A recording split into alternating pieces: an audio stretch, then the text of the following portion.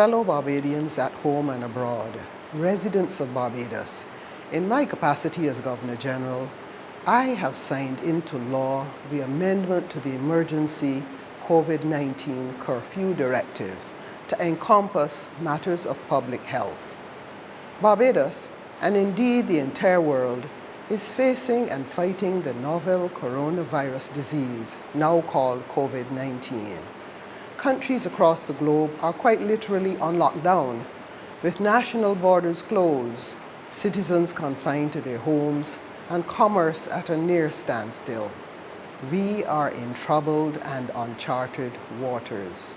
Understandably, dealing with the unknown makes us uncertain, anxious, and fearful. But we must not let these feelings overwhelm or paralyze us. Our faith as Barbadians is enshrined in our national anthem. We must anchor ourselves on the knowledge that God is in control. With that sure belief, let us do our part and leave the rest to Him. This nation has faced difficult circumstances and global crises in the past, and doing so has made Barbadians stronger. COVID-19 is pushing us to once again value human life, companionship, friends, relatives, neighbors, the sense of community and quiet time, to be grateful for what we have. Barbadians are compassionate, resilient, strong, and tenacious. CARICOM looks to Barbados for the best models of leadership. All over the world, our personal discipline and national governance structures are respected. In this time of crisis, we must be true to who we are.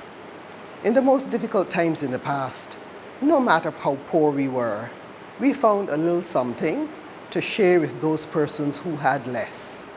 The children of the community belonged to all of us. Our seniors were not abandoned. They were treated with appreciation and respect. Families and communities looked after each other. This sense of caring created social cohesion. We must keep that Bajan spirit alive. In it lies our past success and our current survival. We have all seen the news stories of how COVID-19 has overburdened the health systems of developed countries.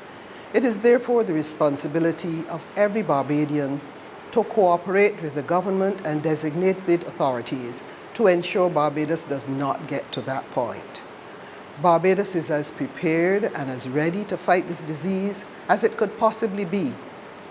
Under the Prime Minister's direction, members of the Cabinet, the COVID-19 SAR, the Chief Medical Officer, other health professionals, ancillary services and government teams have been working tirelessly on our behalf. We must comply with their instructions, guidance, and advice. Keep physical distances from others and observe strict sanitary practices. Obey the law. Keep the curfew. Stay indoors. To do otherwise would be to undermine their hard work and put ourselves and our families in jeopardy. In the midst of all this, our Prime Minister underwent a successful medical procedure this weekend. Let us keep her in our hearts and prayers. She has demonstrated exemplary and sure-footed leadership in this unprecedented situation. This is a time for caring and sharing. For many Barbadians, this will be a period of hardship. We must therefore ensure that we make the difference for those who are in need, for the old, for the vulnerable, and for the physically or mentally challenged. This is not a time for profiteering, panic buying, or hoarding, as this will prevent other Barbadians from getting necessary supplies. We are better than that. The cruelty of the times can only be combated with kindness to each other. Human beings are social creatures. We crave companionship and conversation. Socializing, going to work, worshiping, and participating in recreation are all very important to us.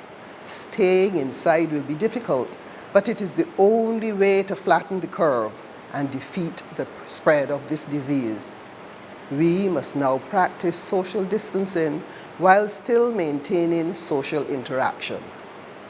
During this time at home, we can utilize the technology to reconnect with friends or relatives whom we have not seen or spoken to for a long time. We can play games or learn new skills. International universities are offering free online classes. Famous artists are giving online concerts, and places of worship are open online. We can also use this period to be productive, creative, and innovative. Now is the time to work towards a cultural resurgence. Parents can tell our young people stories of the Chase Vault and Steel Donkey, of Conrad and Osimor. Fathers and older men can teach younger family members the art of traditional kite making. Our women are excellent cooks. We can start cooking clubs and exchange recipes. We can teach our young people to cook traditional foods such as cornmeal pap, coconut bread with the soft, sweet coconut in the middle, pone, and conkeys. We can also start or finish projects for self or home improvement. It is in crises like this that heroes and heroines emerge. It is in times like this that a country can rise to have its finest hour. I want to thank all Barbadians working on the front lines of the response to the COVID-19 pandemic. Healthcare professionals, the police force and the defense force, those in essential services, those maintaining our water and electricity services, those going to work every day to ensure Barbadians have food, medicines, and other essentials, the supply truck and public vehicle drivers, and our garbage collectors. All of these persons who are keeping this country running. You know who you are, and we know who you are. We are thankful and salute each one of you for your selflessness and service. Please let me also thank those Barbadians who are working on the front lines of this disease in other countries. To the many Barbadians in the diaspora, I know that you are worried about your families here at home, just as they are worrying about you. Let us all hold on in faith. Let us continue to pray for the full recovery of those in Barbados who are being cared for because of COVID, and for the afflicted and their families all over the world. In my reflections on the impact of COVID-19, I could not help but observe that during the Middle Ages, crop failure and the disease known as the plague or Black Death decimated populations, societies, and economies in Europe. It was a period of hardship, fear, and horror. Nonetheless, the Middle Ages were followed by a period of great enlightenment, of improved governance, increased humaneness. Arts, literature, and culture emerged, and the world was transformed.